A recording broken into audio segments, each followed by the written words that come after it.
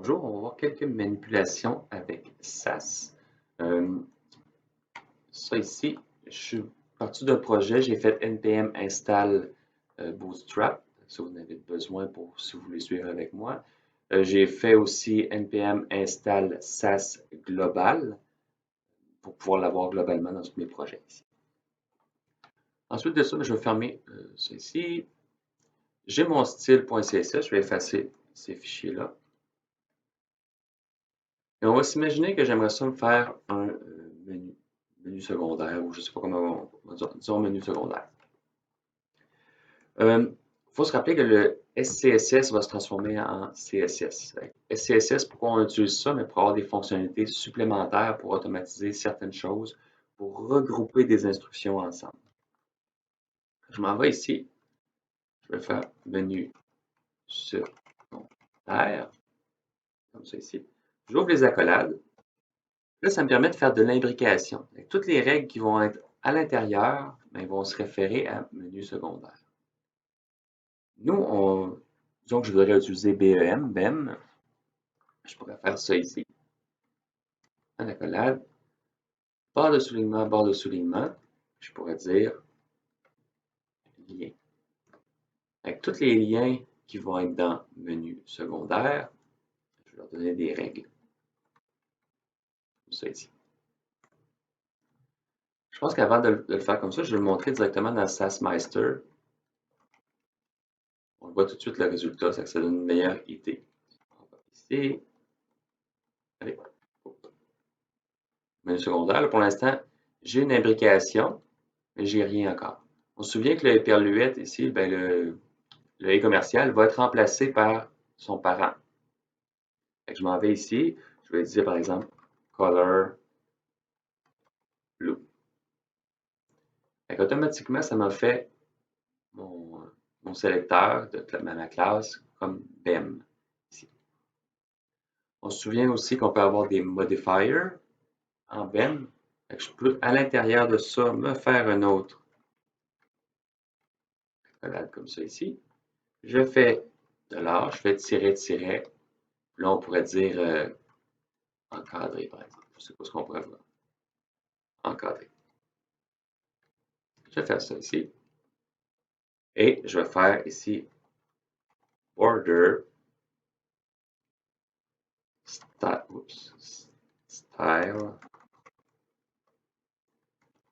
dotted ici.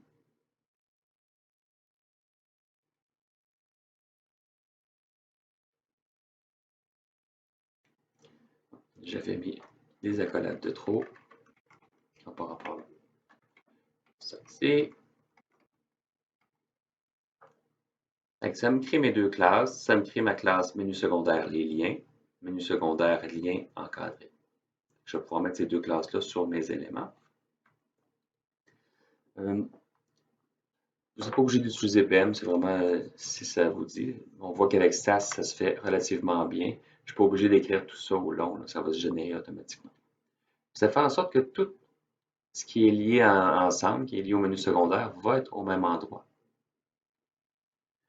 Ensuite de ça, je pourrais avoir, au lieu d'avoir blue, on a dit qu'on pouvait avoir des variables aussi.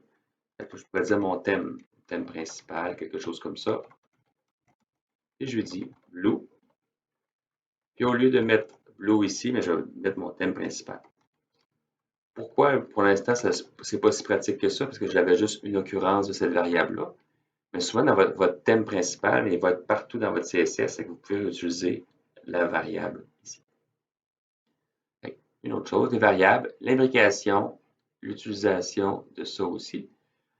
C'est possible aussi d'étendre des règles. Par exemple, si je commence à avoir beaucoup de règles sur un élément, j'aurais ça ici, classe égale btn, btn primary, et btn big ou quelque chose comme ça. Mais là, je commence à avoir beaucoup de classes. Donc, ce que je peux faire, c'est que je vais dire ici ma classe qui va ici. Je vais dire bouton primaire, primaire gros, par exemple. J'ouvre les accolades. je vais faire un arrobas extend, puis ça va faire un extend de, là, j'ai pas la classe, je vais les écrire en haut juste pour le faire, là. Donc, j'aurais btn ici, j'aurais btn primary ici, j'aurais btn big ici. Là, je mets n'importe quoi à l'intérieur juste pour qu'on puisse voir, là, disons red ici, background color green, virgule, et aussi width 100%. Donc là, je vais les faire ici. Je vais dire mon extend btn. Oups, je vais mettre un point. On vient de voir qu'il a été rajouté ici. La couleur rouge, il est là. btn puis bouton primaire gros.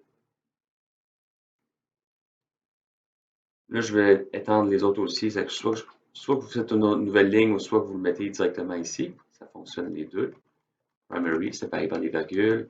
Et point btn big ici. Mon bouton primaire gros est rendu un petit peu partout. Ça fait du CSS qui est moins compréhensible ici, mais on ne travaille pas dedans. C'est plus pour le débogage que c'est moins l'idéal. Mais quand on écrit notre CSS, ça fait du sens de tout avoir ici.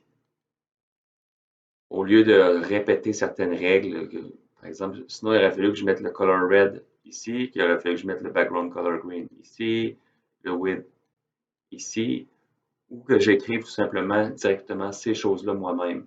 Je ne me trompe pas. On a vu aussi que c'était possible de copier vraiment les règles qui nous intéressent ici. Je peux faire un exemple. Je tenais à en prendre une directement sur le site, la documentation. Je vais juste l'adapter à mon besoin. Avec arrobas mixin RTL, disons nous on va l'appeler ça bordure. La couleur, je l'écris comme du monde, couleur,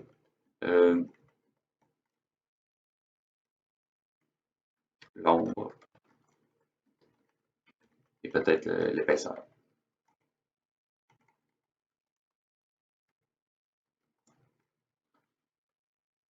Évidemment, là, c'est peut-être pas un cas super intéressant ici. Je vais juste prendre ça ici. Ensuite, mais je peux prendre directement mes choses puis les mettre comme ça. Couleur.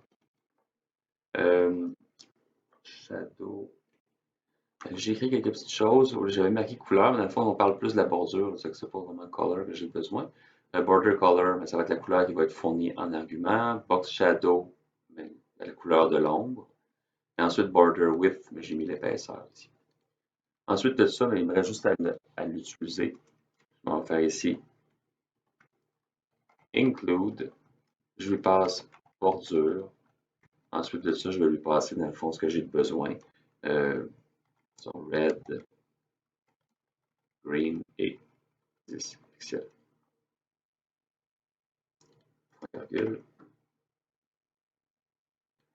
Et il faut définir la mixine avant, j'avais comme copié à mauvaise place. Fait que là, on voit automatiquement que mon bouton primaire gros est à couleur rouge, vert. Si c'est quelque chose que vous utilisez souvent, mais ça vaut la peine de faire un mixin pour pouvoir lui passer des paramètres ici. Mais ce n'est pas matière au cours, vous n'êtes pas obligé d'utiliser. C'est juste que si vous voulez devenir vraiment bon avec SAS, c'est le genre d'outil que vous allez avoir besoin.